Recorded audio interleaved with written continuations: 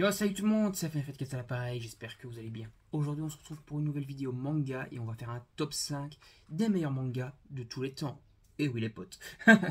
Et donc en fait pour ce top 5, j'ai choisi des mangas qui sont pas spécialement super connus non plus. C'est-à-dire c'est des mangas que j'adore, qui sont excellents et qu'il faut à tout prix découvrir, mais qui c'est pas vraiment les mangas que tout le monde connaît.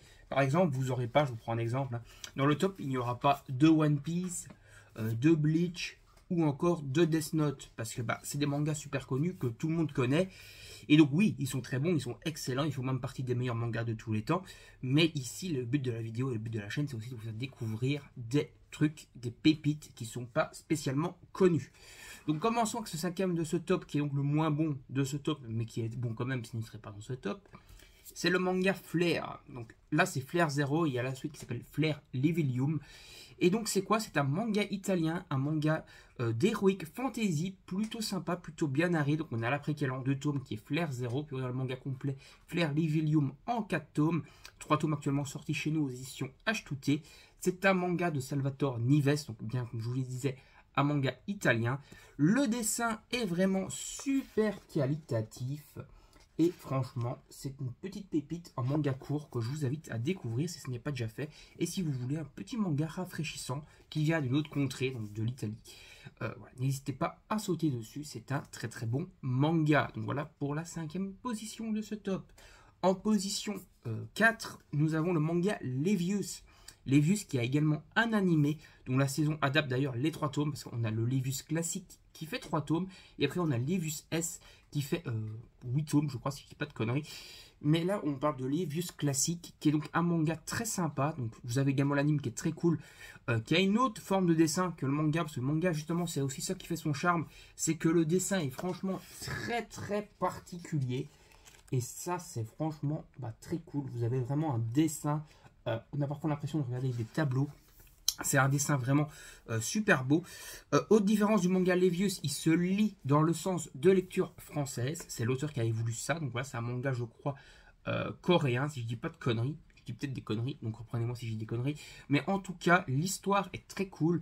Donc on se trouve dans un monde un peu post-apo, mais pas vraiment. En fait, c'est un monde ancien, mais moderne. Enfin, je m'explique mal, mais en gros, on est dans un monde qui a l'air ancien, mais qui en fait est plus vieux qu'on le pense, et où on a donc des technologies donc, qui sont utilisées, des technologies à vapeur, technologies à vapeur qui ont été utilisées pour faire la guerre. On sait qu'il y a eu une guerre avant le début de Levius, et que maintenant cette technologie est utilisée surtout pour des combattants, des boxeurs, qui vont donc avoir ces espèces d'amélioration, on va dire, d'équipement, pour faire des combats de boxe quoi, assez épiques avec une upgrade grâce à cette machine à vapeur qui est sur eux.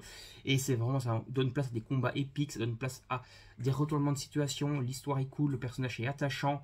Franchement, je vous invite vraiment à découvrir Levius, c'est un très bon manga. Il est un peu plus rare maintenant, un peu plus difficile à trouver, mais franchement, sautez dessus si vous avez l'occasion. En tout cas, moi, j'ai eu l'occasion de les avoir justement en occasion, je crois pour 2 ou 3 euros pièce, en très bon état. Et franchement, c'est une pépite que j'ai découverte et j'espère que vous la découvrirez aussi et que vous aimerez autant que moi. On va parler d'un manga qui est un peu plus connu, mais qui est un peu, on va dire, baissé en popularité au fil de ces dernières années.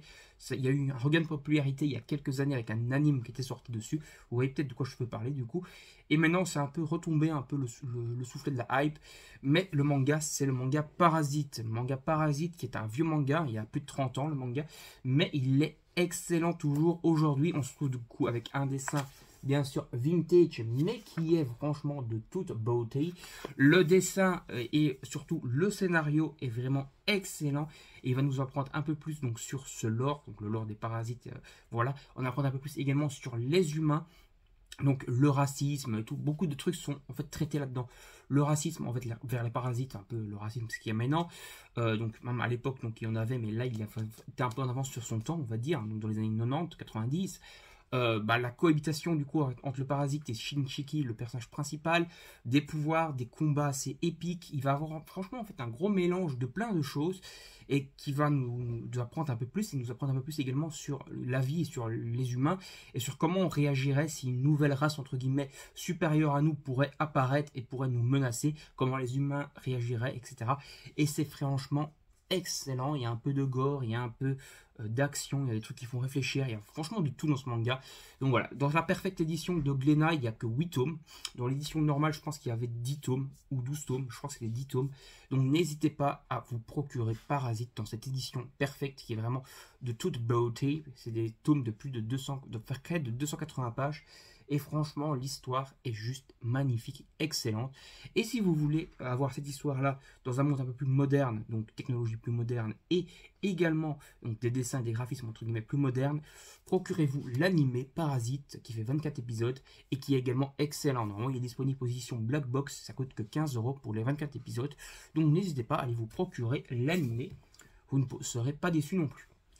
On passe maintenant au top 2 de ce top. Justement, on approche encore du succès. Et on va parler des chefs-d'œuvre de Lovecraft.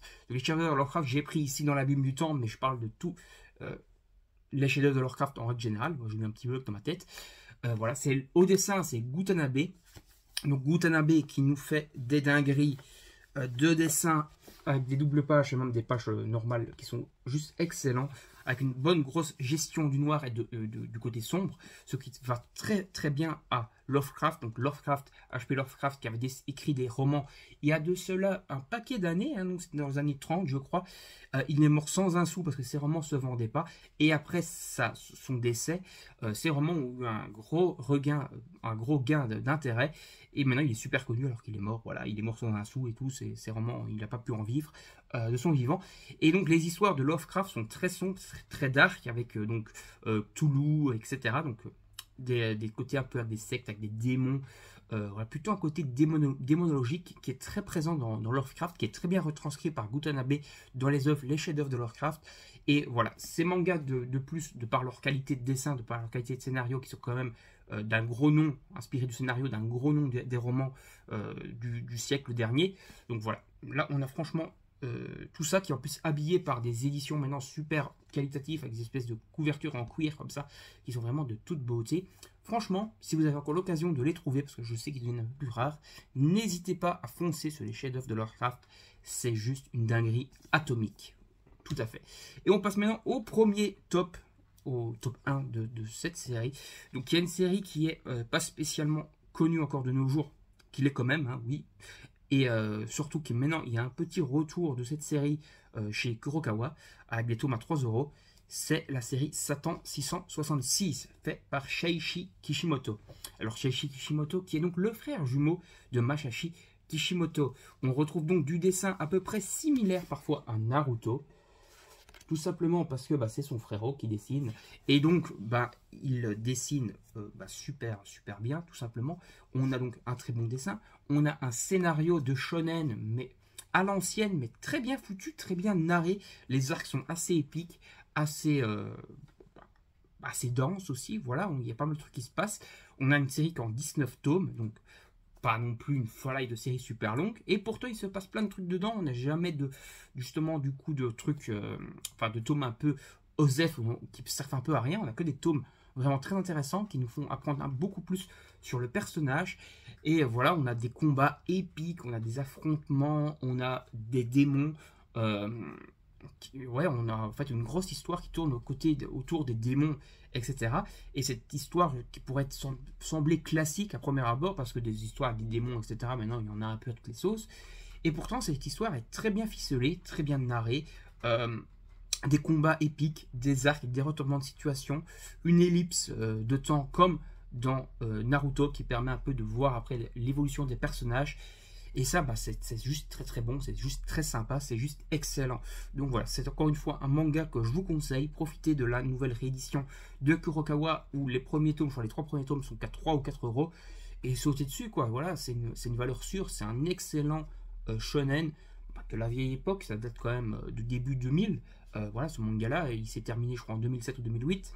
La parution, attendez, je vais quand même vérifier parce que j'ai l'impression de dire du pâté. Voilà, 2011 ou 2008 au Japon, c'est ce que je disais. Donc ça s'est terminé en 2008 au Japon. Donc voilà, c'est un vieux manga, mais c'est une petite dinguerie que je vous invite à découvrir. Voilà. Franchement, maintenant que c'est occupé à être réédité, il faut vraiment que vous le découvriez. Voilà. Si vous voulez un shonen épique, sautez dessus. Allez, on va s'arrêter là. J'espère que cette vidéo top 5 des meilleurs mangas du monde vous aura plu. Et moi, je vous dis salut, à la prochaine. N'hésitez pas à vous abonner à la chaîne, activer la petite cloche, liker, partager la vidéo sur vos réseaux sociaux, laisser des commentaires, etc. Salut tout le monde, à la prochaine. Bye bye.